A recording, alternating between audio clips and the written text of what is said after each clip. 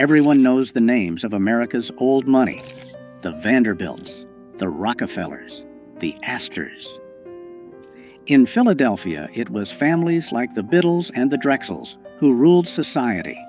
They lived in mansions on Society Hill. They would not let anyone into their clubs who did not have the right last name.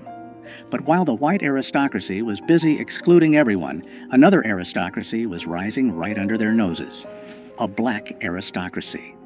In the 1840s, decades before slavery ended in the South, a secret society of black families in Philadelphia was amassing fortunes that rivaled the white elite. They lived in mansions with English butlers. They sent their children to private schools in Paris. They owned the catering empires that fed the white upper class. They were called the Old Philadelphians of color. And for nearly 50 years, they operated a parallel universe of wealth and privilege that history has almost completely erased. They had their own 400 list, their own debutante balls, their own rules. They were so exclusive that even other wealthy black people were often denied entry. This is the story of James Forten, Robert Purvis, and the dynasties that proved black wealth was not just possible in the 19th century. It was powerful, and it was dangerous. If you enjoy stories about the hidden side of American wealth, consider subscribing. We explore the fortunes that textbooks tried to forget. Let's begin with a sailmaker who became a king. It is 1798. Philadelphia is the capital of the United States. And a 32-year-old black man named James Forten is about to do something impossible. He is buying the sail loft where he used to work as an apprentice. Forten was not born enslaved. He was born free in Philadelphia. But freedom did not mean equality. Most black men in the city worked as day laborers or servants. Forten was different. He invented a device to handle heavy sails on ships, and it revolutionized the industry. Within 10 years, Forten was not just a business owner. He was one of the wealthiest men in Philadelphia, black or white. He employed 40 men, both black and white. His fortune was estimated at $100,000. In today's money, that is millions. But Forten did not just hoard cash. He built a dynasty. He bought a 3-story mansion on Lombard Street. He filled it with mahogany furniture and fine art. He hired private tutors for his daughters because he refused to send them to segregated schools. The Forten home became the center of a world that was not supposed to exist. A world where black people discussed philosophy, played classical music, and planned the abolition of slavery over 7-course dinners. European diplomats visited him. White abolitionists sought his funding.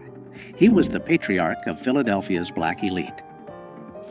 But to understand how deep this society went, we have to look beyond just one man. We have to look at the industry they conquered. By 1830, a class system had solidified in black Philadelphia that mirrored the white aristocracy. They called themselves the representative colored citizens. At the top were families with old money, wealth generated before 1820. The leaders were a new kind of king, the caterer kings. This sounds like a service job today, but in the 19th century, black caterers were the moguls of the food industry. They were the celebrity chefs and event planners of their era.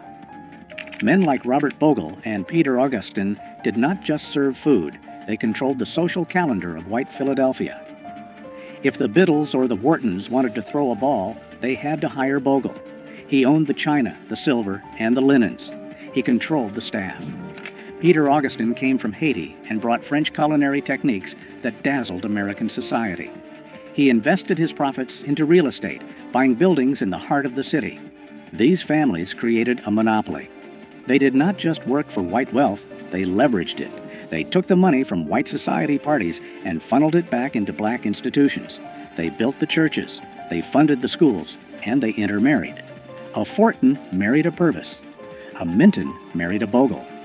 They created a closed loop of wealth that protected them from the racism outside their doors. They were the invisible backbone of the city's economy. The financial power of this group was staggering. By 1837, the black community in Philadelphia held $250,000 in real estate. By 1847, that number had quadrupled. They organized their own census because the U.S. government refused to accurately count their wealth. They wanted proof. They formed literary societies like the Gilbert Lyceum, where talking about slavery was forbidden, not because they did not care, but because they wanted a space to discuss art, science, and literature without being defined by their oppression. They were constructing a reality where they were simply aristocrats. Robert Purvis, Fortin's son-in-law, took this lifestyle to its absolute peak. He was the son of a white cotton merchant and a free woman of color. He inherited a massive fortune. He looked white. He could have moved to Europe and lived as a white aristocrat. Instead, he stayed in Philadelphia and declared himself black. He built a country estate called Byberry. It had prize-winning livestock, rare gardens, and a library filled with first editions.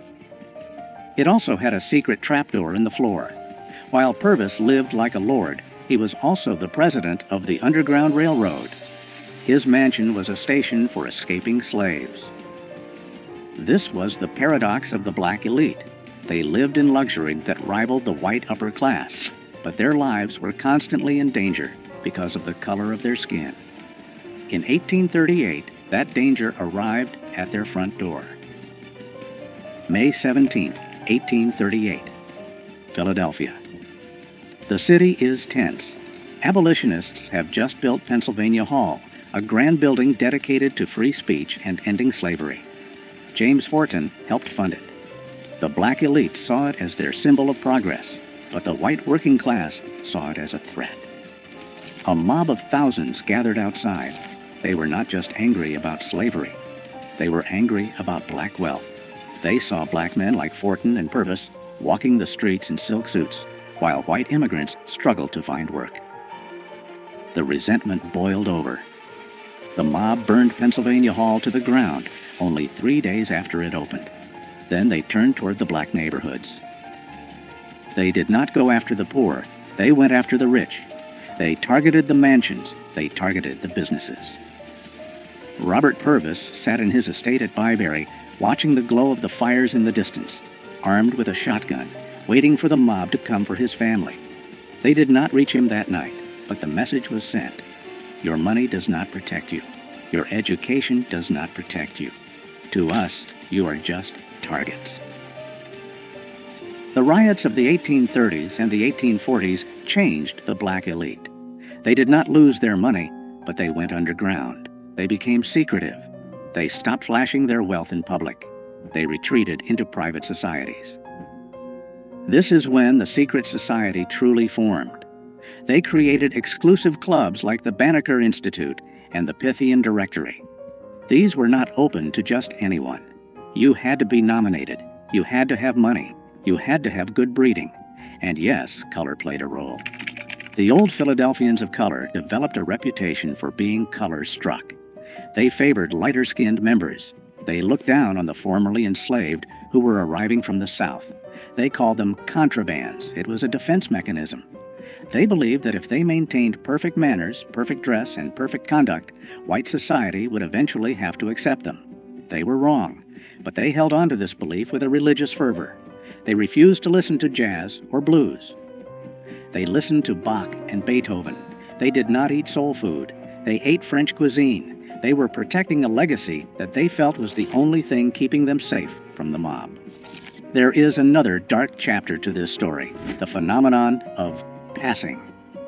Because many of these families were mixed race and light-skinned, they faced a tempting choice.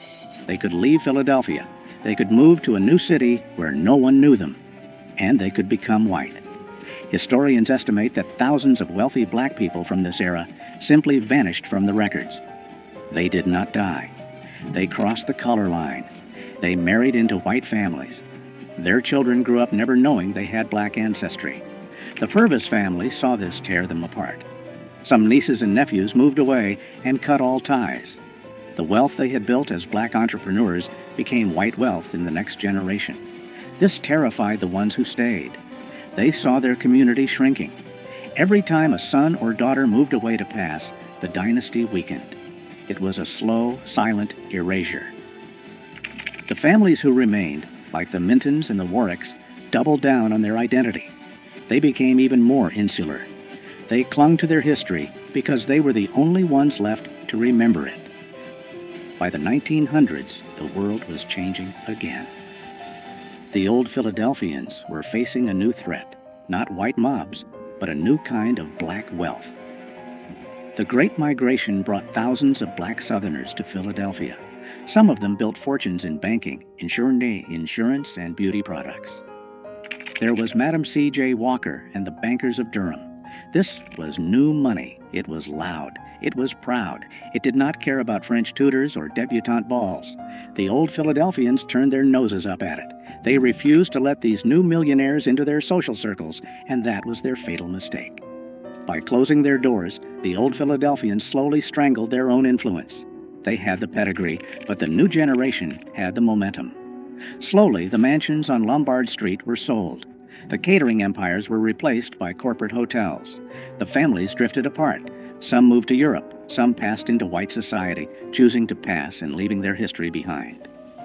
Today, if you walk through Society Hill or the older parts of Philadelphia, you will not see statues of James Forten or Robert Purvis. Their mansions are mostly gone or converted into other things. The dynasty did not crash because of a scandal. It faded because it was designed to be secret.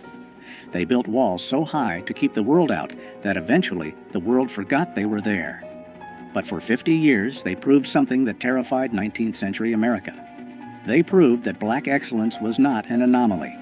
It was a civilization that thrived in the shadow of the Liberty Bell, building a definition of freedom that the Founding Fathers never intended.